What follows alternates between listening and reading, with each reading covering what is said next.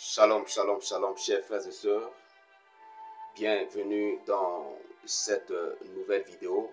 Que la grâce de notre Seigneur Jésus-Christ vous soit multipliée. Alors, nous remercions le Seigneur qui nous accorde encore sa grâce, qui nous accorde encore ce privilège de pouvoir échanger à travers cette vidéo. Je vous prie, comme d'habitude, de regarder la vidéo du début jusqu'à la fin. Et si vous n'êtes pas encore abonné, je vous encourage à vous abonner à notre page pour ne pas manquer nos enseignements. Je suis votre frère, votre serviteur, Roche Euseb Cézin. Alors, dans la vidéo d'aujourd'hui, nous allons aborder une nouvelle thématique où nous allons parler du repos, du sabbat et du repos. Le sabbat et le repos chrétien. On observe dans nos églises beaucoup de ceux qui ne sont pas bien affermis, qui ne sont pas éclairés par la lumière des Écritures, ont l'habitude de dire que dimanche c'est le jour de sabbat, il faut aller à l'église, etc. Ce qui n'est pas le cas. Et c'est ce qui m'a motivé à pouvoir faire cette vidéo pour pouvoir éclairer ceux qui ne sont pas encore éclairés sur le sujet. Il est important de comprendre le sabbat et de comprendre le repos du chrétien. Alors, une fois encore de plus, soyez les bienvenus. Regardez la vidéo du début jusqu'à la fin. Prions avant de continuer. Notre Père, notre Seigneur, notre Dieu, notre Roi, au nom de Jésus-Christ, je te rends grâce, Seigneur, pour ce privilège et encore pour cette nouvelle vidéo où je te prie, Saint-Esprit, de prendre le dessus, d'éclairer, d'édifier et de convaincre et que toute la gloire te revienne à toi, notre Père Céleste. Gloire, louange et honneur à toi pour des siècles, au nom de Jésus-Christ. Amen. Alors, bien-aimés dans le Seigneur, nous allons ouvrir nos Bibles. Nous allons prendre premièrement le livre de Genèse, où on nous a parlé du repos de Dieu. Dans Genèse, Genèse chapitre 2, le verset 1 au verset 3, il est écrit: Ainsi furent achevés les cieux et la terre, et toute leur armée. Dieu acheva au septième jour son œuvre qu'il avait faite, et il se reposa au septième jour de toute son œuvre qu'il avait faite. Dieu bénit le septième jour et il le sanctifia parce qu'en ce jour, il se reposa de toute son œuvre qu'il avait créée en la faisant. Alléluia. Donc ici, la parole de Dieu nous fait savoir que Dieu a créé le monde en 6 jours et le septième jour, Dieu se reposa. Alléluia. Alors, voyons ce que la Bible nous dit dans les 10 commandements.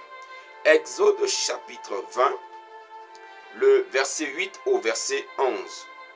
Il est écrit: Souviens-toi du jour du repos pour le sanctifier. 9. Tu travailleras 6 jours et tu feras tout ton ouvrage.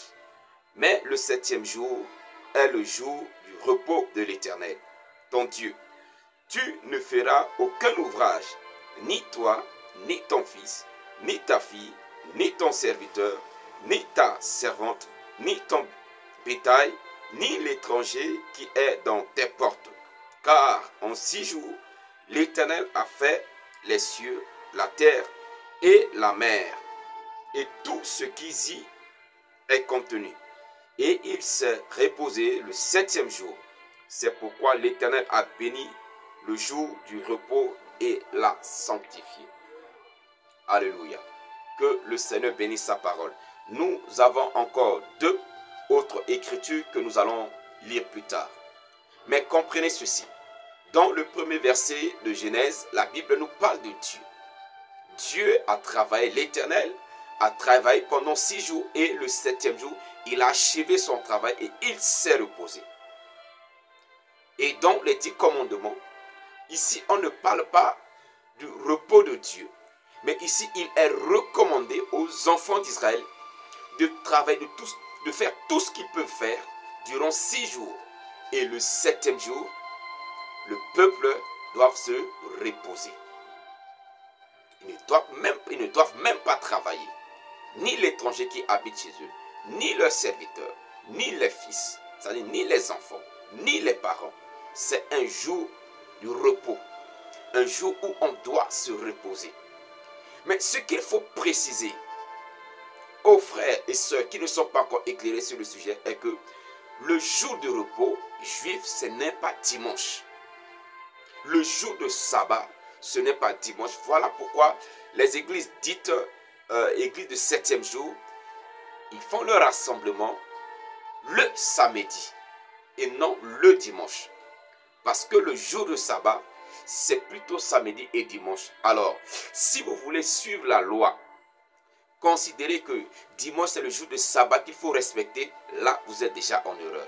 Donc dimanche n'est pas le jour de sabbat. Dimanche, ça vient de la calendrier romaine qui nous est imposée aujourd'hui. Alléluia. Et aujourd'hui, on considère dimanche comme le 7e jour, ce qui n'est pas le cas dans la calendrier juive. Alors, il faut déjà être éclairé sur ce point déjà, sachant que dimanche n'est pas le jour de sabbat. Alors, est-ce que le chrétien que nous sommes doit observer le sabbat? Ou bien le sabbat était un langage codé? Est-ce que le sabbat est véritablement un jour de repos? Est-ce que ce jour peut véritablement nous procurer du repos? Quand nous voyons la parole de Dieu dans le livre de Matthieu,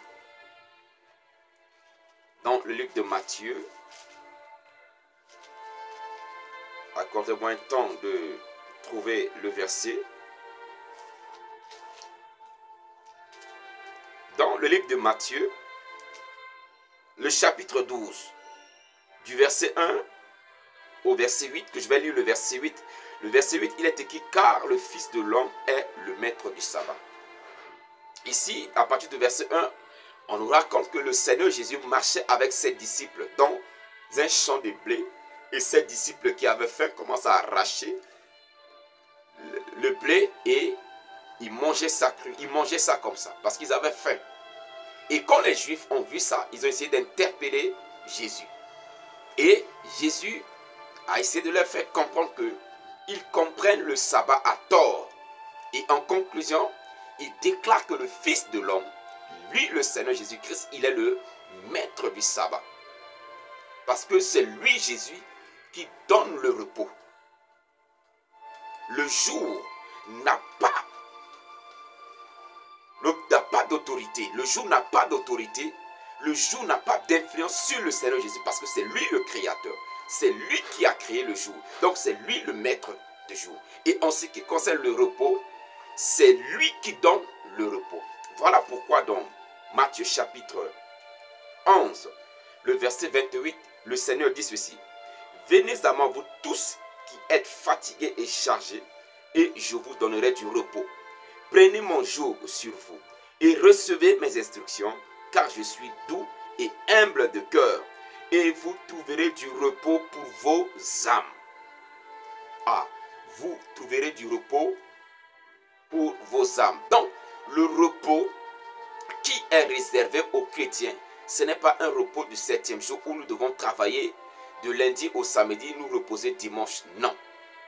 Et selon le principe du sabbat, le dimanche, ce n'est pas un jour de culte. C'est véritablement un jour du repos où on doit rester à la maison.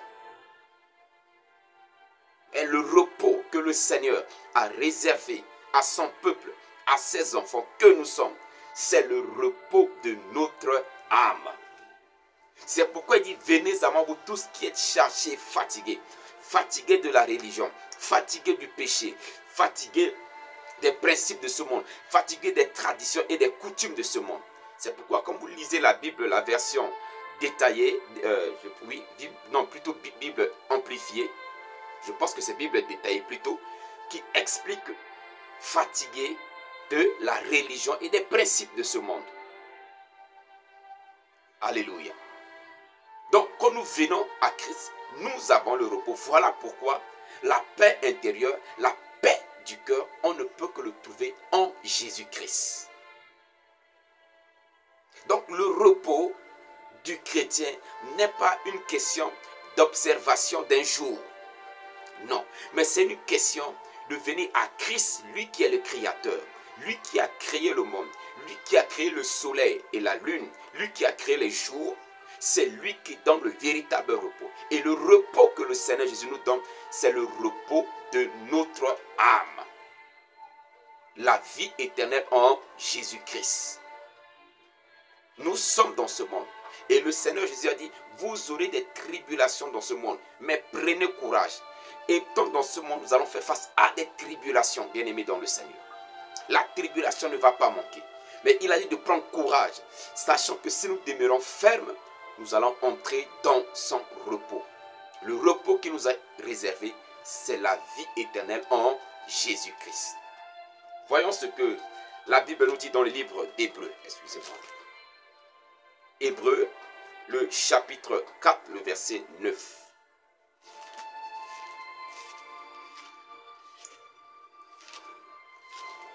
Hébreux, chapitre 4, le verset 9. Verset 9 au verset 11.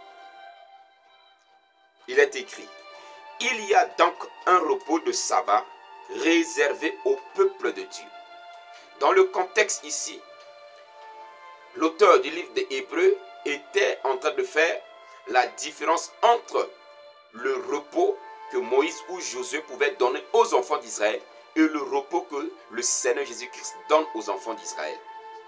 Bien que les enfants d'Israël étaient en train d'errer dans le désert pendant 40 jours, Josué les a amenés à la terre promise, mais ils n'ont pas eu du repos. Même en observant le sabbat, ils n'ont pas eu véritablement du repos. Alléluia. Mais il y a un repos du sabbat qui est réservé au peuple de Dieu. Ce repos, c'est le salut de notre âme. Il continue, je reprends verset 9. Hébreux chapitre 4, verset 9. Il y a donc un repos de sabbat réservé au peuple de Dieu. Car celui qui entre dans le repos de Dieu se repose de toutes ses œuvres, comme Dieu s'est reposé des siennes. Efforçons-nous donc d'entrer dans ce repos afin que personne ne tombe en donnant le même exemple de désobéissance. Exemple de quelle désobéissance? Quand les enfants d'Israël étaient dans le désert, il y a bon nombre qui ont désobéi à Dieu. Il y a bon nombre qui ont eu des doutes pour Dieu. Il y a bon nombre même qui ont voulu tuer Moïse pour retourner en Égypte. Mais à cause de cela, beaucoup étaient péris dans le désert. Parce qu'ils ont désobéi à Dieu. Ils ne sont pas arrivés à la terre promise. Alors nous qui sommes les enfants de Dieu, nous qui prétendons croire en Dieu, nous devons demeurer fermes dans notre foi en Jésus-Christ. Mais si nous ne demeurons pas fermes, si nous désobéissons à Dieu, si nous abandonnons la foi, si nous vivons dans l'iniquité, bien-aimés dans le Seigneur, comme bon nombre sont tombés dans le désert, ils n'ont pas pu entrer dans la terre promise, nous ne pourrons pas hériter le royaume de Dieu. Voilà pourquoi l'auteur nous exhorte à faire quoi? Efforçons-nous. Il dit, efforcez-vous à entrer dans ce repos. L'apôtre Paul pouvait le dire.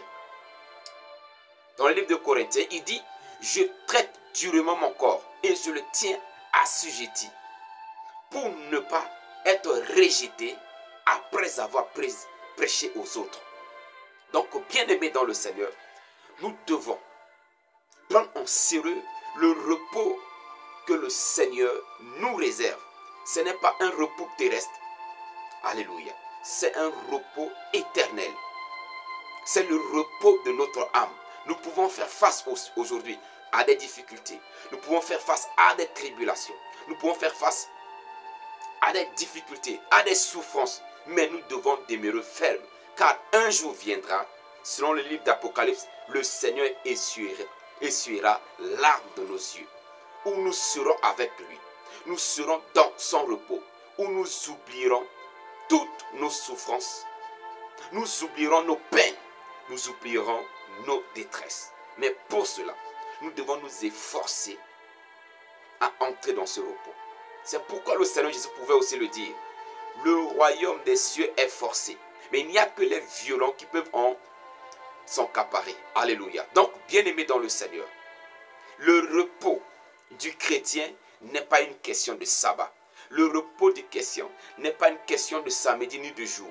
Mais le repos du chrétien, c'est une question du salut de notre âme. Ça concerne notre âme. Alléluia. Et nous ne devons pas laisser les peines, les souffrances, les difficultés, les épreuves d'aujourd'hui nous empêcher d'entrer dans ce repos. Quoi qu'il arrive, nous devons être fermes en Jésus-Christ. Nous devons rester fermes dans notre foi. Nous devons rester fermes dans notre engagement à suivre, à appartenir à Christ. Pour ne pas désobéir à la parole de Dieu. Pour ne pas abandonner la foi. Pour ne pas perdre ce repos qui nous est réservé. J'aime dire cette parole. La vie éternelle, on ne peut pas comparer la vie éternelle, ou encore on ne peut pas comparer la souffrance d'aujourd'hui avec la vie éternelle. La vie éternelle est plus précieuse que les souffrances d'aujourd'hui. On ne peut pas les comparer. Donc que les souffrances d'aujourd'hui, que les épreuves d'aujourd'hui ne nous empêchent pas d'entrer dans le repos qui nous est réservé. Dans ce repos, on oublie tout. On oublie tout, bien-aimé dans le Seigneur. On n'aura pas de facture à payer à la fin du mois. On n'aura pas de loyer à payer. Nous serons dans la présence du Seigneur. Et la Bible dit, il n'y a pas d'électricité dans la ville, mais la gloire de Dieu éclaire la ville. Oh, c'est merveilleux, bien-aimé dans le Seigneur. Je parlerai dans la prochaine vidéo du paradis. Je parlerai du paradis, je parlerai de la nouvelle Jérusalem pour encourager nos bien-aimés qui ne voient que les miettes de ce monde, qui ne voient que la poussière de ce monde, mais qui n'ont pas l'idée de ce que la vie éternelle nous réserve. Alors soyez bénis, soyez fortifiés, pensez au repos éternel, travaillez pour le repos éternel, préparez votre âme pour le repos éternel. Et que Dieu vous bénisse. Partagez la vidéo si elle vous a édifié. Et abonnez-vous si vous n'êtes pas encore abonné à notre page. Demeurez bénis en Jésus-Christ. Shalom à vous.